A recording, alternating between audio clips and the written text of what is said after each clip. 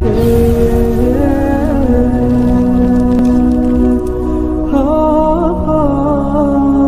مجید سورہ بقرہ اللہ تبارک و تعالی نے ارشاد فرمایا یا ایھا الذین آمنوا کتب علیکم الصیام، اے ایمان والو تم پر روزے فرض کیے گئے کما کتب علی الذین من قبلکم، اسی طرح جس طرح تم سے پہلے لوگوں پر فرض کیے گئے تھے، لعلکم تتقون، تاکہ تم پرہیزگار ہو جاؤ، متقی ہو جاؤ، اللہ سے ڈرنے والے بن جاؤ، گناہوں سے بچنے والے بن جاؤ، اپنی زندگی کو رب رسول کے احکامات کی روشنی میں گزارنے والے بن جاؤ۔ روزہ ایک پریکٹس ہے، ایک مجاہدہ ہے، ایک جد و جہد ہے۔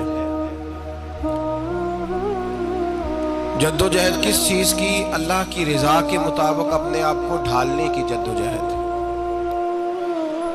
صوم کا لغوی معنی ہوتا ہے رک جانا۔ حلال رزق سامنے پڑا ہے، حلال مشروب سامنے پڑا ہے، حلال رشتہ بیوی کا موجود ہے، لیکن ان سب چیزوں سے حالت روزہ میں رکنا، اللہ کی رضا کے لیے رکنا، اس کا نام روزہ ہے۔ صوم کا معنی رکنے کے ہیں، پرہیز کرنے کے ہیں، بچنے کے ہیں۔ ہر چیز موجود ہے لیکن اللہ کا حکم نہیں ہے تو لہٰذا کھا نہیں سکتے۔ تو رب فرماتے جب جائز چیزیں تو میری مرضی کے بغیر میرے حکم کے نہیں کھا سکتا، تو نے رکنا ہے تو حرام کیسے کھا لیتا ہے؟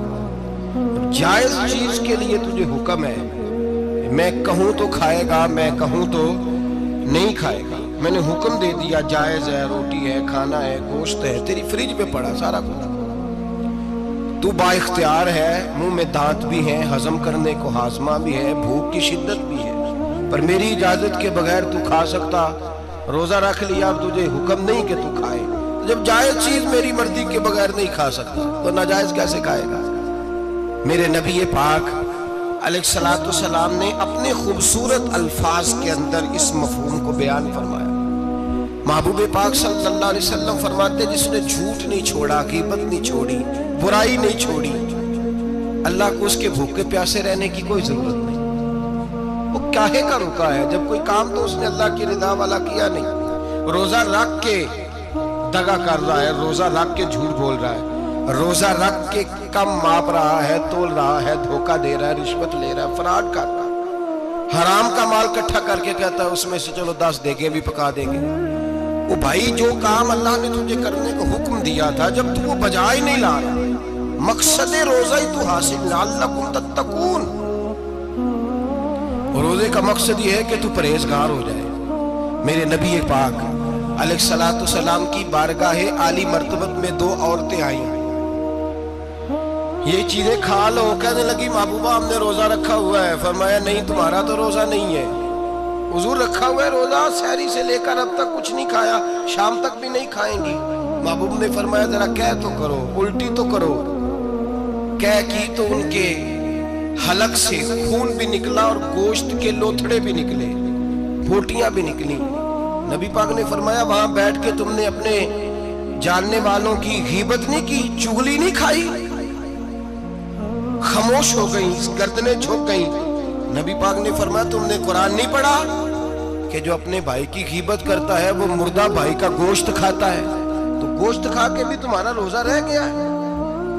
کس طرح کا روزہ ہے کہ صاحب روزہ رکھ کے نہ رکھنے والوں پہ تنقید کر رہے ہیں، تراویحاں پڑھ کے نکلے ہیں تو کہتے ہیں میں اکیلا ہی نیک ہوں، باقی تو محلے میں کوئی پڑھتا ہی نہیں۔ یہ کیسا تیرا روزہ ہے کہ تو روزہ رکھ کے تو اس کے مقصد کو نہیں سمجھا؟ لعلکم تتقون۔ روزہ دار تو وہ ہے کہ روزہ رکھا ہوا ہے، کھانے بھی سے رکا ہے، پینے سے بھی رکا ہے، عمل زوجیہ سے بھی رکا ہے، پھر وہ جھوٹ سے بھی رکے، غیبت سے بھی رکے، بدنگاہی سے بھی رکے، حرام خواری سے بھی رکے ساری چیزوں سے۔ یہ بتلائیے کہ روزے کی حالت میں اپنی بیوی کے پاس جانا منع ہے تو غیر محرم کو دیکھنا جائز ہے؟ ہمارے ٹی وی پہ میں نے پہلے بھی کہا تھا کہ ہم ٹھیکیدار اور ذمہ دار نہیں ہیں مذہب کے۔ یہاں ہمارے آنے سے پہلے بھی کوئی بیٹھا تھا، ہم مریں گے تو یہاں ہم سے بڑے بڑے نیک لوگ بیٹھے ہیں، کوئی بندہ ذمہ دار نہیں ہے۔ بڑے بڑے کج کلا، صاحب جبہ و دستار، بڑے بڑے صاحب بصیرت، آئمہ، فقہاء، علماء، زعماء، نقباء، صوفیاء، اولیاء، غوث، کتب، ابدال، اوتاد، کتب الاقطاب، جانے کون کون آئے، علماء آئے، مفسرین آئے، محدثین آئے، گزر گئے۔ ہم تو خاک نشین لوگ ہیں، تھوڑا کام کرنے والے، تھوڑی صلاحیت رکھنے والے۔ لیکن بھائی اگر کرتے ہیں تو ایک کام کرتے ہیں، ساتھ دوسرا نہیں کرتے۔ یہ کس طرح کا دین سکھانے لوگ نکلے کہ شوال سے لے کر شعبان تک گانا سنایا جائے گا، شعبان سے لے کر شوال تک ناچ گانا کیا جائے گا، شوال سے لے کر شعبان تک دھما چوکڑی ہوگی، رمضان آئے گا تو حدیثیں سنائی جائیں گی، رمضان آئے گا تو لوگوں کو قرآن پڑھ کے سنایا جائے گا۔ یہ مذہب بانج نہیں ہے کہ گویے مذہب سکھائیں گے، ایکٹر مذہب سکھائیں گے۔ یہ مذہب بانج نہیں ہے کہ ایک گلاس کے اندر پہلے شراب پی لو، پھر اسی گلاس میں رمضان آئے تو شہد بانٹنا شروع کر دو۔ یہ بانج نہیں، یہ میرے رسول اللہ کا مذہب ہے۔ اگر تمہیں شوق ہے دین سیکھنے سکھانے کا، یکم رمضان کو توبہ کرو اور کہو کہ ہم ٹی وی پہ بیٹھ کے حدیثیں سنائیں گے تو سارا سال سنائیں گے، اور جس زبان سے حدیث نکلے گی پھر اس سے کبھی گندا گانا نہیں نکلے گا، پھر کبھی ناچ گانا نہیں ہوگا۔ یہ کون سا مذہب ہے جو بیویاں سکھا رہی ہیں؟ یہ کون سا دین ہے جو عورتیں سکھا رہی ہیں؟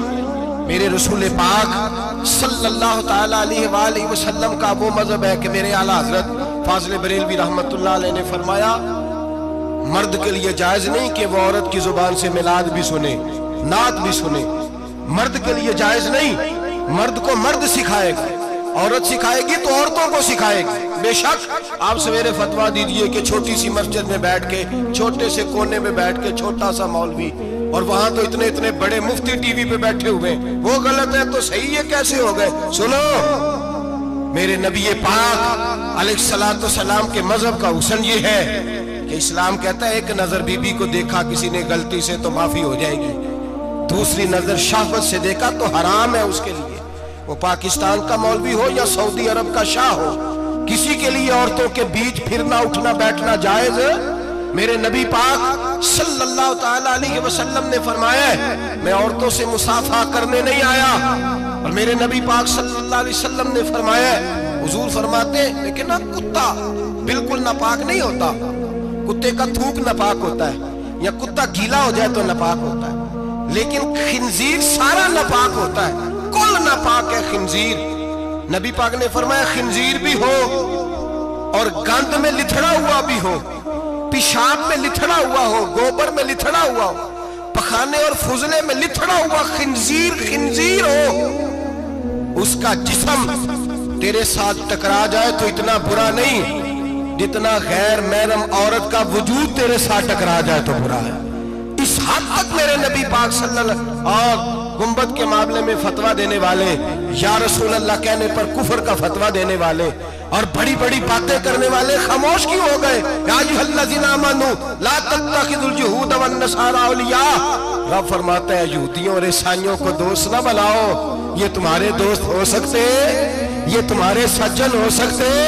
جب عرش کا مالک کہہ رہا ہے سجن نہیں ہو سکتے تو دوستی کی بات کیسے بڑھا رہا ہے؟ یا رسول اللہ ہمارے سجن کون ہو سکتے ہیں؟ فرمایا تمہارا دوست وہ ہو سکتا ہے جو محمد عربی کا غلامی کرنے والا ہو، جو رسول اللہ کی نوکری کرنا ہو دوست ہوگا۔ دوسرا دوست ہو سکتا؟ کوئی ایکٹر مذہب نہیں سکھائے گا، کوئی گویہ مذہب نہیں سکھائے گا۔ حضرت جناب سیدنا جنید بغدادی، بغداد کے پیر سے کسی نے پوچھا تھا آج سے 1100-1200 سال پہلے، وہ تو زمانہ ویسے نیکی اور پرہیزگاری کا تھا، کہا بابا جی مرد اور عورت نیک ہو، بغیر پردے کے، بغیر حجاب کے، بغیر دیوار کے بیٹھ کر ایک دوسرے کو دین سکھا سکتے ہیں؟ حضرت صاحب بتائیے، مرد اور عورت نیک ہو تو بغیر پردے اور حجاب کے ایک دوسرے کو دین سکھا سکتے ہیں؟ تو حضرت جنید بغدادی فرمانے لگے سکھانے والا حسن بصری ہو اور سیکھنے والی رابعہ بصری ہو تو پھر بھی بغیر پردے کے بیٹھنے کی اجازت نہیں۔ تو مفتی صاحب کو اجازت کس نے دی؟ مولانا صاحب کو اجازت کس نے دی؟ بڑا وہ نہیں ہوتا جو ٹی وی پہ زیادہ آتا ہے، بڑا وہ ہوتا ہے جو رسول اللہ کے دین پہ عمل زیادہ کرتا ہے۔ حضرت عبداللہ ابن مسعود رضی اللہ تعالیٰ عنہ فرماتے زیادہ باتیں کرنے والا عالم نہیں ہوتا۔ حضور پھر عالم کون ہوتا ہے؟ فرمایا پڑھو قرآن، انما یخشی اللہ من عبادہ العلماء، فرمایا بڑا عالم وہ ہوتا ہے جو اللہ سے زیادہ ڈرتا ہے، اس لیے کہ رب فرماتا ہے میرے بندوں میں سے جو عالم وہ ہے جو اللہ سے زیادہ ڈرتے ہیں، خوف رکھتے ہیں۔ تو میرے بھائی رمضان المبارک میں بچنا ہے، پرہیز کا وقت ہے، تو کوئی شخص بھی کوئی شو نہ دیکھے، میری منت ہے آپ حضرات، کوئی شو نہ دیکھے۔ عورت کا دوپردہ ہے تو ہمیں تو تماشے پہ لگا دیا گیا، عجیب قسم کے ایکٹر آ گئے اور مذہب سکھا رہے ہیں۔ میری اپیل ہے آپ سے کہ سحری افطاری کے وقت ٹیلی ویژن بند رکھیں، کیا چیز کھول کے رکھیں؟ یا قرآن کھول کے رکھیں یا رسول اللہ کا فرمان کھول کے رکھیں، اللہ رسول کی طرف توجہ رکھیں، وہ سیکھنے سکھانے کا وقت ہے۔ چھوڑے گویوں سے دین سیکھا جائے گا، ہمیں کوئی شکوہ نہیں، یہ پکی توبہ کریں، سویرے آئیں آ کے دین سکھائیں۔ اور میں ان سے بھی اپیل کروں گا کہ آؤ دین سکھاؤ۔ حضرت فضیل بن عیاض فرماتے ہیں میں ڈاکو تھا، کبھی کبھی چھپ چھپا کے جمعہ پڑھا کرتا تھا، پھر میں نے توبہ کی تو سچی توبہ کی، پھر میں نے توبہ کی تو رب کو راضی کرنے والی توبہ کی، پھر میں نے توبہ کی تو چھوڑی ہر شے، غریبوں کا لوٹا ہوا مال واپس کیا، جس کے پیسے نہ دے سکا اس کے گھر میں جا کے اس کی بھینسوں کو چارہ ڈالا، اس کے اونٹوں کی خدمت کی، میں نے قرضے چکائے۔ فرمایا میں سچی توبہ کر کے مسجد آیا، جس خطیب کے پیچھے میں جمعہ پڑھا کرتا تھا وہ میرے ہاتھ میں بیعت کر کے مرید ہو گیا۔ اللہ تبارک و تعالیٰ نے اپنے بندوں کے دل میری طرف پھیر دیے، پھر تمہیں اس میں انعام دینے کی ضرورت نہیں پڑے گی، پھر تم کٹیا نشین بن کے بھی دین پھیلاؤ گے تو اللہ اس میں تاثیر پیدا فرما دے گا۔ تو روزے کا معنی رکنا ہے، روزے کا معنی بولیے، روزے کا معنی رکنا، کس سے؟ جھوٹ سے، غیبت سے، بدی سے، بدنگاہی، کھانے پینے۔ روزہ کس پہ فرض ہے؟ امیروں پہ کہ غریبوں پہ؟ جی کہنے نے میں میرا تو کام ہی محنت مزدوری والا، میں کیسے روزہ رکھوں؟ میں تو دیہڑی لگاتا ہوں تو روزہ کیسے رکھوں؟ میں نے نہیں کسی حدیث میں پڑھا کہ روزہ وہ رکھے جو دفتر میں بیٹھتا ہے، صحابہ کے زمانے میں تو دفتر ہوتے ہی نہیں تھے، کسی جگہ نہیں لکھا ہوا روزہ وہ رکھے گا جو اے سی میں بیٹھتا ہے، تب تو اے سی تھے ہی نہیں۔ حضرت ابو بکر صدیق رضی اللہ تعالیٰ عنہ سے لے کر جناب بلال تک سارے اپنے ہاتھ سے کام کرتے، سارے اپنے ہاتھ سے کام کرتے، سارے۔ حضرت عمر فاروق رضی اللہ تعالیٰ عنہ خلیفہ وقت ہونے کے باوجود مال غنیمت کے اونٹ چرنے جاتے تھے تو چراگاہ میں چھوڑنے میں جاتے تھے، لینے بھی آتے تھے واپس، سارے لوگ اپنے ہاتھوں سے مشقت والے کام کرتے۔ حضرت بلال مزدوری کرتے، سلمان فارسی مزدوری کرتے، مقداد مزدوری کرتے، صحابہ مزدوریاں کرتے، روزے رکھتے، اور رمضان کے جانے کا وقت ہوتا تو در رسول پہ کھڑے ہو کے عرض کرتے محبوبہ دل نہیں بھرا، دل کرتا ہے کبھی رب سارا سال ہی روزے عطا کرے، سارا سال رمضان دے تو ہم سارا سال روزے رکھنے کو تیار ہیں۔ جذبہ تھا، طاقت تھی، ہمت تھی۔ آج نوجوان لڑکا ہے کہتا ہے مجھ سے بھوک برداشت نہیں ہوتی۔ میرے بھائی رب بیماری لا دینا، اللہ سے دعا مانگے اللہ شفائیں عطا فرمائے، اور دعا کریں اللہ آزمائش سے محفوظ فرمائے۔ آپ یقین کریں میں نے لوگوں کو دیکھا ہے حلق سے قطرہ نہیں اترتا، خوراک کی نالی لگی ہوئی ہے، اعلیٰ غذائیں پکی ہوئی پڑی ہیں، عرش کا مالک کہتا ہے میں تیرے حلق سے گزرنے نہیں دوں گا، قانون بن گیا۔ میں نے دیکھا ہے ڈرپ پہ لوگ زندہ ہیں، بوتل لگی ہوئی ہے، گلوکوز کی، گزارا چل رہا، اعلیٰ غذائیں پڑی ہیں، لاکھوں روپیہ تجوری میں پڑا ہے۔ مالک کہتا ہے تو نہیں کھا سکتا تو وہ کھانے نہیں دیتا، نہیں کھانے دیتا۔ ایک شخص یورپ کے علاقے کا، میں کسی کالم نویس کا پڑھ رہا تھا، وہ کہتا ہے میری کھربوں میں جائیداد ہے لیکن میرے معدے میں ایسی تکلیف ہے کہ میں آٹے کو چھان کر جو اوپر سے بورا نکلتا ہے صرف وہ کھا سکتا ہوں، اس کے علاوہ میں کائنات کی کوئی نعمت کھا نہیں سکتا۔ اور میرے بھائی وہ جب چاہے تو بڑے بڑے کھانے کھانے سے تجھے روک دے، تیرے دانت چبانے کے قابل نہ رہے، زبان نگلنے کے قابل نہ رہے، معدہ تیرا ہضم کرنے کے قابل نہ رہے، وہ جب چاہے تو جو مرضی کر لے۔ وہ کہتا چل تو میری مرضی پہ چلنا، ایک مہینہ میرے کہنے پہ نہ کھا، ایک مہینہ میرے کہنے پہ نہ کھا، تو یا اللہ تو کیا کرے گا؟ فرمایا صوم تصحو، میرے نبی پاک نے فرمایا تم روزے رکھو اللہ تمہیں صحت عطا فرما دے گا، اللہ تندرستیاں دے دے گا، شفائیں دے دے گا۔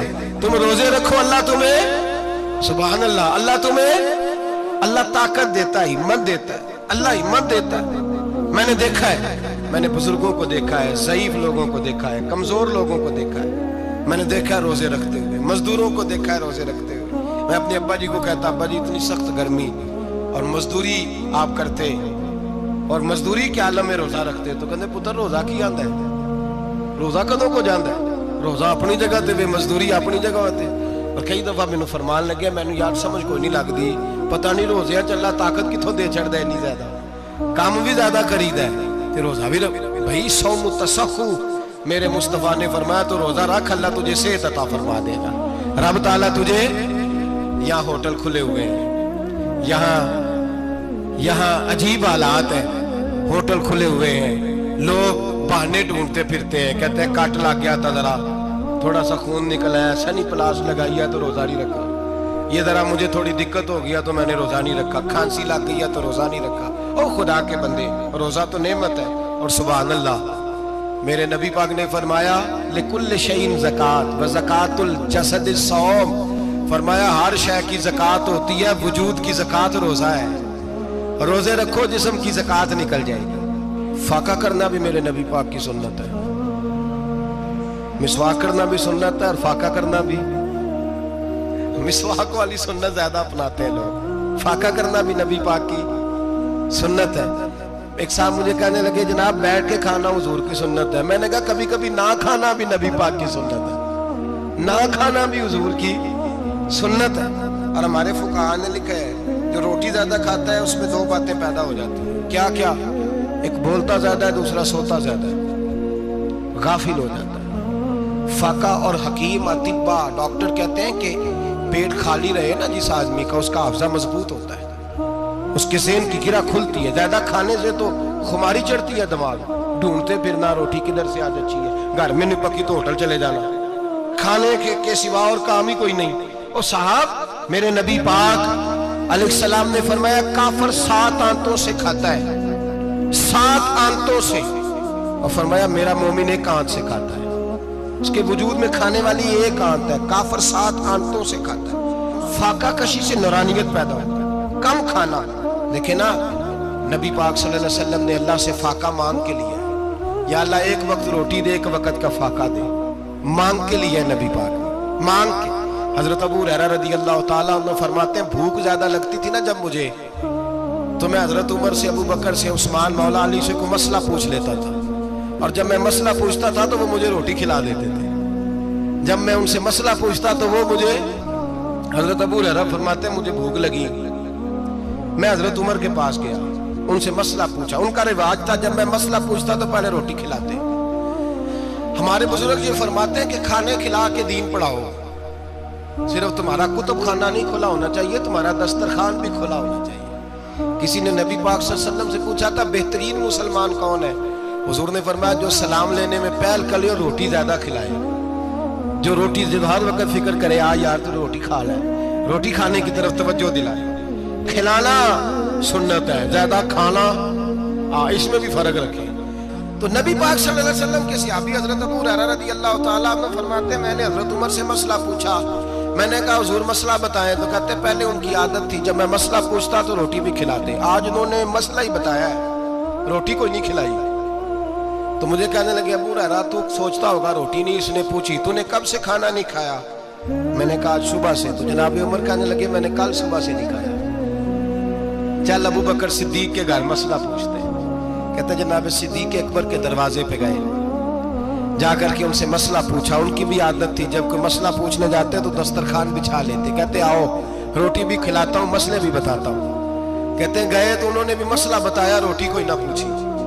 تو کہنے لگے عمر ابو ہریرہ تم لوگوں نے کل پرسوں سے نہیں نہ کھایا ہوگا، اور ابو بکر کو 4 دن گزر گئے ہیں، تھوڑا سا دودھ ملا ہے یا کھجور ملی ہے، روٹی کوئی نہیں ملی، چلو در رسول پہ چلتے ہیں، آؤ حضور کی بارگاہ۔ کہتے ہیں نبی پاک کی بارگاہ میں آئے، حضور نے چہرے دیکھے، کریم سے مسئلہ نہیں پوچھنا پڑا۔ میرے مصطفیٰ کریم نے فرمایا بھوک لگی ہوئی ہے تم تینوں کو، 3-4 دن ہو گئے؟ اللہ کے رسول نے فرمایا مجھے پورا ہفتہ ہو گیا ہے۔ سبب کچھ اور ہے جس کو تو خود سمجھتا ہے، زوال بندہ مومن کا بے زری سے نہیں، بھوک نقصان کا وجہ نہیں بنی، وجہ کوئی اور بنی ہے۔ رشوتیں جو بازار گرم ہوئے ہیں لوٹ مار کے، یہ روٹی کے لیے نہیں، یہ زیادہ کھانے کے لیے، یہ بینک بیلنس کے لیے گرم ہے، یہ لوٹ مار کا مقصد کوٹھیاں بنانا ہے۔ روٹی کا تو رب کریم کا وعدہ ہے۔ جو روز روتا ہے شام کو کہ میرا کاروبار کوئی نہیں، اصل میں کہتا ہے بنگلہ کوئی نہیں، اصل میں کہتا ہے کار کوئی نہیں، پجارو کوئی نہیں، روٹی تو اللہ عطا فرماتا ہے، اس کا وعدہ ہے۔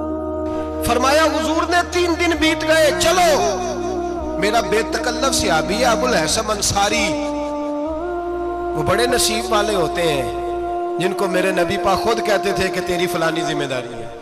اس زمانے کا تو کسی کو کہہ دیا جائے یہ تیری ذمہ داری ہے تو کہتا ہے یہ تو پھٹیکے ڈالنے لگ گئے، یہاں سے تو چھٹی کر جانی چاہیے۔ خوش ہوتے تھے صحابہ کہ ہماری ذمہ داری لگی۔ کہتے ہیں حضرت ابو الحسن انصاری کے گھر گئے، نبی پاک نے فرمایا بھوک بڑی لگی ہے، کھانا لاؤ۔ کہتے ہیں حضور نے اسے کہا تو اس آدمی کو تو وجد ہی ہو گیا، اس نے کہا میرے اتنے نصیب کہ حضور کا یہ کھانا کھلا۔ آؤ دیکھو دنیا والوں، آج جو سب سے زیادہ عزت والا ہے وہ میرا مہمان بنا ہوا ہے۔ فرماتے ہیں وہ دوڑے گئے، بکری اٹھائی، ذبح کی، بیوی کو کہنے لگے روٹی تیار کر، ادھر کھجوریں توڑی، انگور توڑے، کہنے لگے حضور آپ جب تک تناول کریں تب تک کھانا پک جاتا ہے۔ حضرت عمر کہتے ہیں روٹی پک کے آئی، بڑا پیارا گوشت، بڑا اچھا سالن، بڑا خوبصورت خلوص والا کھانا۔ فرماتے ہیں میں نے بڑا ہی کھایا۔ نبی پاک نے نہ ایک روٹی لی اور چھوٹی چپاتی، تھوڑا تھوڑا سالن کونوں سے، اور جب نبی پاک نے کھا لیا تو حضور کی آنکھوں میں آنسو آئے۔ حضرت عمر کہنے لگے حضور روئے کیوں؟ نبی پاک نے فرمایا سوچتا ہوں 7 دن کے فاقے کے بعد کھایا ہے، پر ڈرتا ہوں رب اس کا حساب پوچھے گا تو جواب کیسے دینا ہے، اس کا حساب بھی تو دینا ہے نا جو کھایا ہے۔ تو حضرت عمر فاروق کے ہاتھ میں کچھ چیز تھی، زور سے زمین پہ ماری، کا محبوبہ 7 دن کے بعد بھی روٹی کھائے تو حساب دینا ہے۔ نبی پاک فرمانے لگے عمر وہ مالک ہے نا، تو جب دیتا ہے تو حساب نہیں لے سکتا، حساب تو دینا ہے، حساب تو دینا ہے، تیاری رکھو۔ صحابہ کرام فرماتے ہم نے ارادہ کیا کہ آج کے بعد ہم پھر فاقے کریں گے، کم کھائیں گے، اس لیے کہ حساب دینا ہے۔ میرے بھائی وہ فاقہ کشی کرتے تھے، ڈرتے تھے۔ یہاں تو لوگ کھا کے بیمار ہیں، کھاتے جا رہے ہیں، سوتے جا رہے ہیں، کھاتے جا رہے ہیں، سوتے جا رہے ہیں۔ یہ بھی وقت آئے گا رمضان شریف کا، سویرے درس پہ آؤ کہتے نیند بڑی آتی ہے، سویرے 2 سپارے پڑھ کے سویا کرو کہتے شام نیند بڑی آتی ہے، فجر کے بعد جو تو وقت ہوتا ہے اللہ اللہ کرنے کا، شہری کا، کھاتے جا رہے ہیں، سوتے۔ لوگ جماعت سے نماز نہیں پڑھتے سو جاتے ہیں، جماعت کا ثواب چھوڑ کے سو جائیں گے۔ بھائی رمضان مبارک میں فاقہ کشی کی ٹریننگ ہوتی ہے، فاقہ کشی کی تربیت لے، رمضان میں روکے اپنے آپ کو، تربیت ہوگی۔ اور ہمارے صوفیاء فرماتے ہیں جو زیادہ کھاتا ہے اس کا نفس اس کو زیادہ پہ مائل کرتا ہے، خواہشات نفس پیدا ہوتی ہیں۔ میرے نبی پاک علیہ السلام نے جوانوں کو حکم دیا ہے یا معاشر الشباب، او جوانوں، یا رسول اللہ کیا حکم ہے؟ فرمایا یا نکاح کر لو اگر طاقت ہے، نہیں طاقت تو روزے رکھو۔ حضور روزے سے کیا ہوگا؟ فرمایا تمہارا نفس کچلا جائے گا، شیطان وسوسہ اندوزی نہیں کرے گا۔ آج نوجوان بڑھ بڑھ کے کھاتا ہے، بہت زیادہ کھاتا ہے، کبھی اس ہوٹل سے کھاتا ہے، کبھی اس ہوٹل سے کھاتا ہے۔ اتنا زیادہ کھائیں گے تو نفسانی قوتیں اچھل کر کے آئیں گی، مشکل ہو جائے گا۔ شادیاں دیر سے ہوتی ہیں، ماں باپ آنکھیں بند کر کے بیٹھے ہوئے ہیں۔ اگر ماں باپ کی ذمہ داری ہو اور ماں باپ نکاح نہ کرے تو نبی پاک نے فرمایا بچے گناہ کریں گے تو جتنا گناہ بچے کو اتنا باپ کو بھی ہوگا۔ تو ماں باپ چپ ہیں، دوسرا شادی مشکل بڑی ہے، مہنگی بڑی، اور تیسرا نہیں کر رہے کچھ لوگ تو روزے بھی نہیں رکھ رہے۔ تو رمضان ان کے لیے بھی وقت ہے، نفسانی قوتیں کچلی جائیں گی، کھانا جتنا کم کھایا جائے گا اتنا وجود کے اندر نفسانی خواہشات کم پیدا ہوں۔ تو رمضان تو پریکٹس ہے مجاہدے کی، دین کی۔ اور دوسرا میرے حبیب پاک صلی اللہ علیہ وسلم نے فرمایا ہے، حضور فرماتے ہیں کہ رمضان اور قرآن کا آپس میں رشتہ ہے۔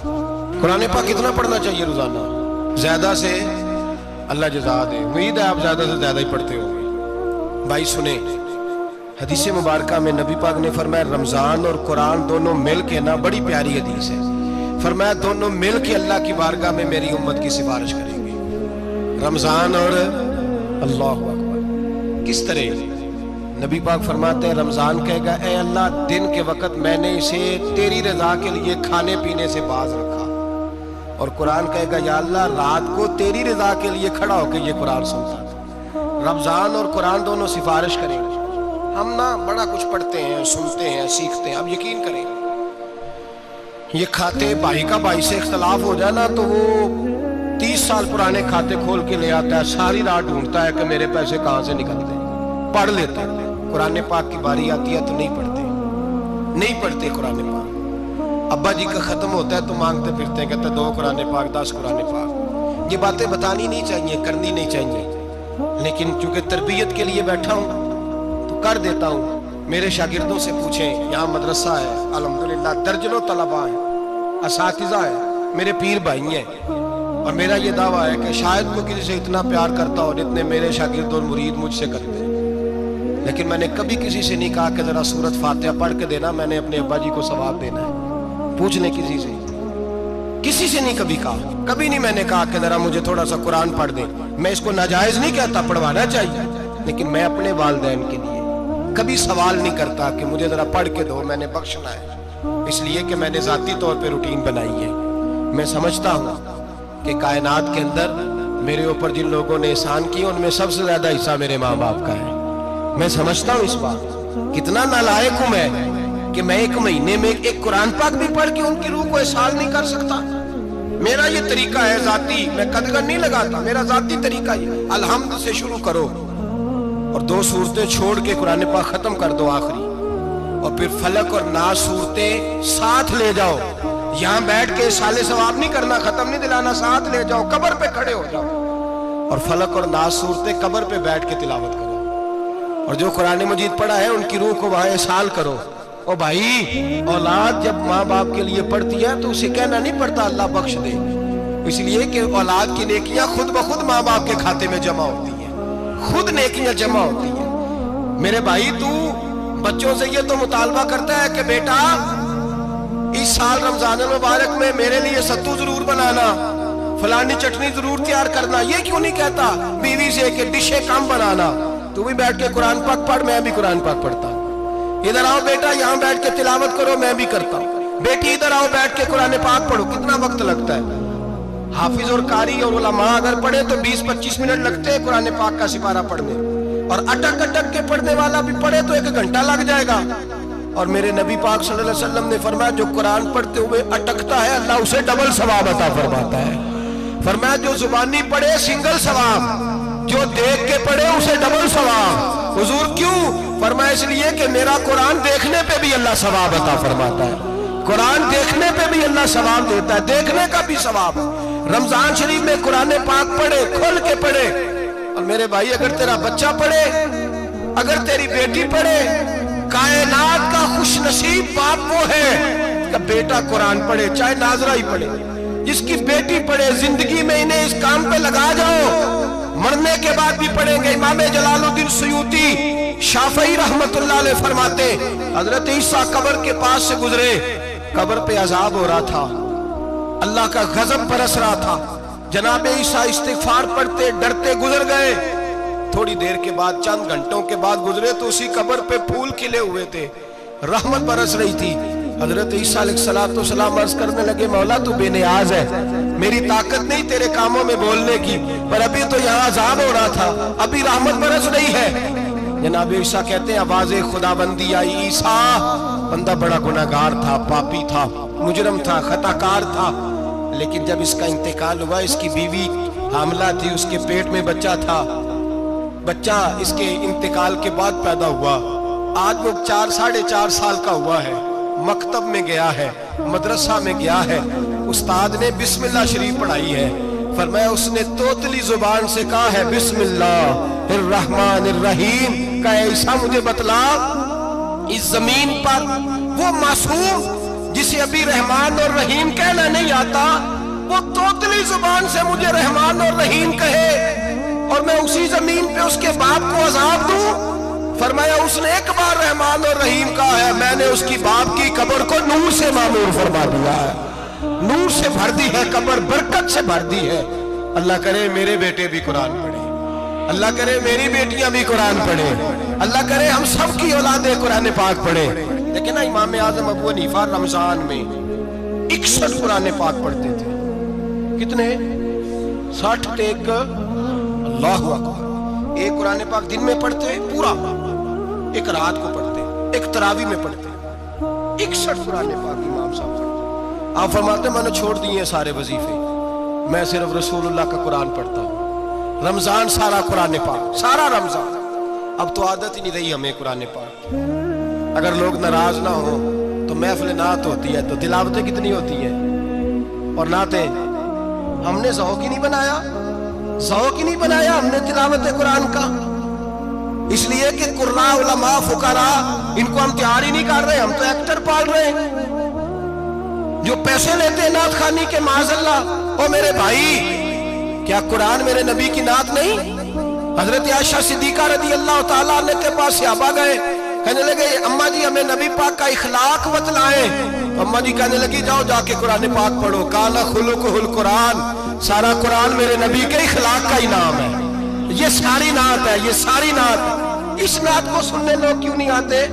اتنا رش میں اپنے نعت میں اتنا تراویح پہ کیوں نہیں ہوتا؟ اور ملت کا جوان یاد رکھے، بوڑھے تراویح پڑھتے ہیں، ضعیف تراویح پڑھتے ہیں، گھٹنوں میں درد ہے تراویح پڑھتے ہیں، بیمار بوڑھے تراویح پڑھتے ہیں، جوان وہاں چوک میں کھڑے۔ کیا جوانی اس لیے ہے چوکوں میں کھڑا ہوا جائے؟ کیا جوانی اس لیے ہے کہ سعودی عرب جانے کے لیے پاسپورٹ بنانا ہو تو 2.5 گھنٹے کھڑا رہے تو؟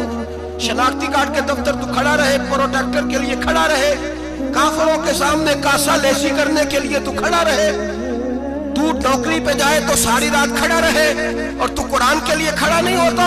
میرے محبوب نے فرمایا من قام ایمانا واحتسابا غفر له ما تقدم من ذنبه، فرمایا جو رمضان المبارک میں اللہ کی رضا کے لیے گناہوں کی معافی کے ارادے سے قیام کرے گا، راتوں کو عبادت کرے گا، اللہ اس کے پچھلے سارے گناہ معاف فرما دے گا۔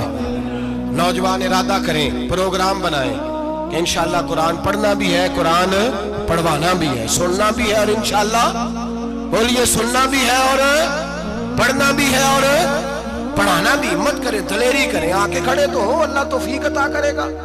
پہلی بات یہ کہ روزہ رکھیں، دوسری بات یہ کہ قرآن پاک کی تلاوت کریں، اور روزہ رکھیں تو روزے کے سارے حسن سمیت اسے رکھیں۔ نبی پاک نے فرمایا رمضان غمخواری کا مہینہ ہے، غمخواری کریں۔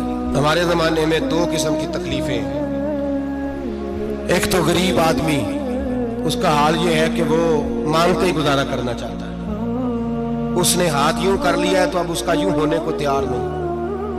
ضرورت اگر کسی آدمی کو کسی دروازے پہ لے جاتی ہے تو برا نہیں، لیکن سوال کا اپنے اوپر دروازہ کھول لینا یہ ٹھیک نہیں۔ فاقہ کشی پیدا کریں، حوصلہ پیدا کریں، تھوڑے پہ گزارا کرنا سیکھیں۔ غریبوں کو بھی اجازت نہیں کہ وہ نکل کھڑے ہوں میدان میں مانگنے کے لیے، ٹولیاں نکلتی ہیں رمضان میں، جتھے نکلتے ہیں خیرات کٹھی کرنے میں، بچیں۔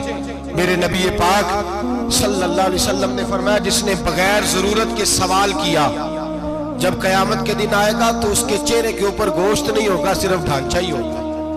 اتنی بھیانک صورت میں آئے، بغیر اشد ضرورت کے سوال نہ کر، کبھی سوال نہ کر۔ اور امیروں سے گزارش ہے کہ رمضان ہمدردی کا مہینہ ہے، ہمدردی کریں تو سامنے والے کی عزت کا بھی خیال کریں۔ یہ بات درست ہے کہ غریب سیاڑا نہیں ہوتا، اس لیے کہ جس کی جیب میں پیسے نہیں ہوتے بھائی اسے عقل بھی نہیں ہوتی، جس کے گھر کار نہیں ہوتی اسے چلانے کا طریقہ، جس کے گھر اوون نہیں ہوتا اسے چلانے کا طریقہ بھی نہیں آتا، جس کے گھر میں چیزیں ہوتی ہیں اسے چلانا بھی آ جاتا ہے، جدے گھر دانے ہوتے کملے بھی اس کے سیانے ہو جاتے ہیں۔ تو چودھری صاحب، سیٹھ صاحب، نواب صاحب آٹا تقسیم کرتے ہیں، کھڑے ہو کے فوٹو کھچاتے ہیں، فیس بک پہ دیتے ہیں، اور ایک آٹے کا تھیلا اور 10 اخباروں میں فوٹو۔ اللہ سے ڈریں، رمضان ہمدردی کا مہینہ، ہمدردی کا، غریب کو دیں تو اس کی عزت کو رسوا نہ کریں۔ میرے نبی پاک علیہ السلام کے صحابی حضرت عبداللہ ابن عمر رضی اللہ تعالیٰ عنہ ڈھونڈ کے لاتے تھے مسکینوں کو، ڈھونڈ کے، اور جب لاتے تھے تو اپنے دسترخوان پر بٹھا کر اپنے ساتھ افطاری کرایا کرتے، اور پھر فرمایا اللہ تعالیٰ نے لن تنالوا البر حتی تنفقوا مما تحبون، اللہ کے راستے میں وہ چیز دینی ہے جو تمہیں زیادہ پیاری ہو۔ کون سی چیز جو تمہیں؟ میں تھوڑا سا بے باک ہوں، بعض دوستوں کے ساتھ، سب کے ساتھ نہیں۔ ایک دوست مدرسے میں گھی دینے آئے ایک دفعہ، تو وہ والا گھی دے گئے جو سب سے سستا تھا، تو میں نے کہا مجھے دیانتداری سے بچائے، آپ یہی کھاتے ہیں گھر میں؟ کہنے لگے نہیں۔ تو میں نے کہا پھر ہم نے بچے مارنے کے لیے تو نہیں نہ رکھے ہوئے، کیا وہ والا گھی اللہ کے راستے میں پیاری چیز دے رہی ہے نا، اس لیے گلے گلے نوٹ لوگ مسجد کے گلے میں ڈال جاتے ہیں، پھٹے ہوئے ڈال جاتے ہیں، کہتے ہیں جوڑنے کے مولوی صاحب۔ اور خدا کے بندے پیاری چیز دینی تھی تو نے، اور تو نے اس کا ترجمہ الٹ کر لیا ہے۔ سمجھ لیں رمضان المبارک میں کسی غریب کی مدد کرنی ہے تو ساتھ اس کی عزت بھی کرنی ہے۔ نبی پاک علیہ السلام کے دروازے پر جب یہ جملہ ایک ہے لیکن بڑا قیمتی ہے، صحابہ کہتے ہیں جب ہم دروازہ رسول پہ جاتے تھے خیرات بھی ملتی تھی اور عزت بھی ملتی تھی۔ خود بھیک دیں خود ہی کہیں منگتے کا بھلا ہو، خیرات بھی ملتی تھی اور عزت بھی ملتی تھی۔ نبی پاک ساتھ عزت بھی دیتے تھے، مسکین کو غریب کو دیں اور خیر خائی کریں۔ جوتے بیچنے والے جوتوں کے ریٹ سستے کریں، کپڑا بیچنے والے کپڑے کا ریٹ، درزی صاحب بھی ریٹ سستا کریں، دکاندار بھی چیزوں کا ریٹ، حکیم صاحب پیسے کم لیں، ڈاکٹر پیسے کم کریں، حکومت نرخوں میں کمی کرے، اور یہ کام اجتماعی طور پہ کریں۔ میرے نبی پاک نے فرمایا رمضان غمخواری کا مہینہ ہے، اس میں غمخواری کرنی ہے، دوسرے کا خیال کریں، احسار کریں، قربانی کریں۔ یہاں ہر چیز کا ریٹ بڑھ جاتا ہے رمضان شریف میں، ہر آدمی کہتا ہے میرا سیزن آ گیا ہے، توجہ بڑھائیں، خیال کریں، غمخواری کا مہینہ ہے۔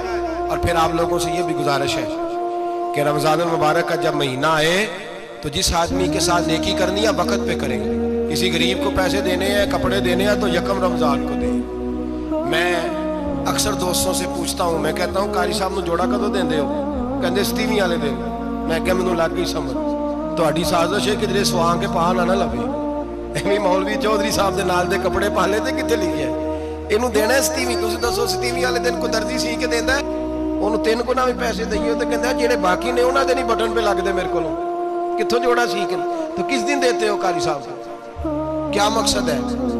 پہننے کے لیے دے رہے ہو یا اس لیے دے رہے ہو کہ نہ پہن سکے؟ تو بھائی آپ جب کسی کو کچھ چیز دیں گے تو کب دیں گے؟ جب وہ استعمال کر سکے۔ غریب کو لوگ فطرانہ دینے جاتے ہیں عید سے 1 دن پہلے، تو کیا کرے گا اس کا؟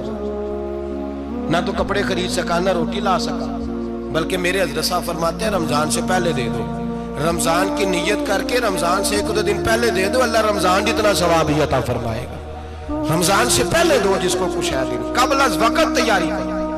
اور میرے قبلہ صاحب فرمایا کرتے اپنے کپڑے بعد میں، غریب کے بچوں کے کپڑے پہلے، اپنے گھر کی ضروریات بعد میں، غریبوں کی ضروریات، اس لیے کہ اللہ پاک نے ان کا رزق بھی ہمارے گھر بھیج دیا ہے۔ ہماری ڈیوٹی لگائی ہے کہ تم نے بانٹنے والے بنو، اور یہ ذہن بنائے کہ پتہ نہیں کس کا حصہ تھا جو اللہ نے میرے گھر بھیجا، یہ ذہن بنا کے بانٹ۔ اور جس کو دینے جائیں، ہاں آپ کو اجازت ہے تھوڑا بہت پتہ کرنے کی، لیکن تھوڑا بہت تفتیش کرنے کی اجازت، بال کی کھال اتارنے کی اجازت۔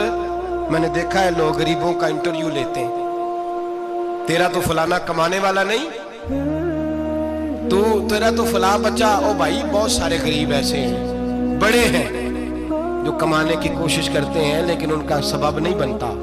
ہاں ہے ایسے لوگ جو سعودی عرب چلے گئے ہیں، کہتے ہیں تیرا تو فلاں باہر نہیں گیا ہے، لیکن سارے سعودی عرب جانے والے بھی مال کمانے کی طاقت نہیں رکھتے، کئی وہاں بھی بیٹھ کے بیچارے قرضوں میں الجھے ہوئے، وہاں والوں کے ظلم کا شکار ہے، بہت ساری آزمائشوں میں۔ تو تفتیش کرتا ہے؟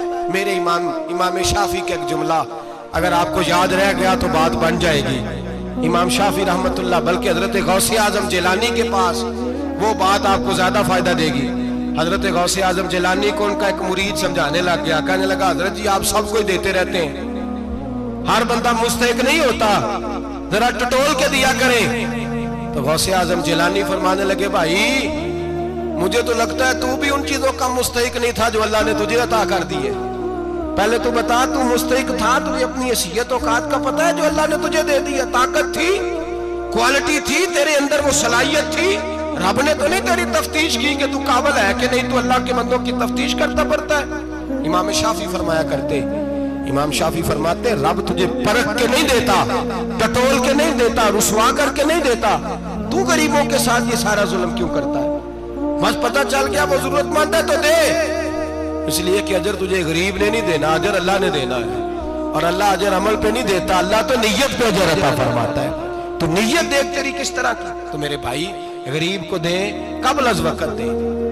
رمضان المبارک میں چوتھا کام، بات آخری اور چوتھا کام سنیں، رمضان میں دین سیکھیں، شیطان قید ہوتا ہے۔